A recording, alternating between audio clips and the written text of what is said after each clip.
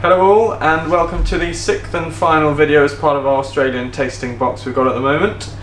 Today I'll be tasting and talking you through the Dandelion Vineyards Lionheart of the Barossa Shiraz.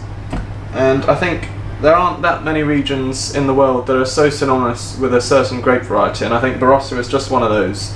It produces some really distinctive wines from a grape that's grown in various regions around the world, but the thing about Barossa, it can sometimes be thought of as this extraordinary big wine that has really sort of rich and ripe jammy fruit flavours, but doesn't have so much sort of structure and elegance to it. But I think the Dandelion Vineyards, they do very well in terms of having one foot in the old world in terms of winemaking, but then one foot in the new world, firmly showing off the best of the Barossa.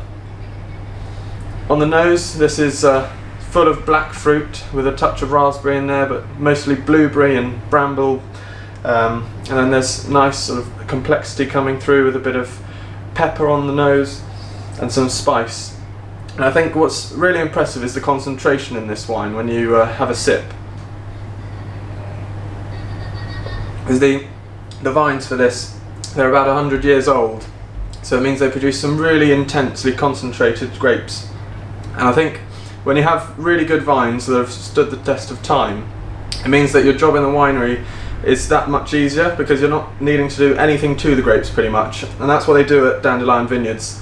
They take whole bunches of grapes, pop them in an open top fermenter, and they basically just let the natural yeasts ferment away and produce a really distinctive wine.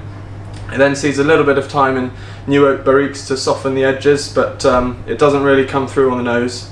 On the palate, I think it just softens the tannins a bit. You know, they're there, but they're not obtrusive, they're just nice and ripe. And I think, all in all, it's just a really well balanced wine, full of juicy fruit flavours, and the finish just goes on and on and on. And I think if you were to pair this with any heartier dishes, or even just decant it for a couple of hours and sipped it on its own, it'd be a real delight on a cold winter's evening. So, cheers!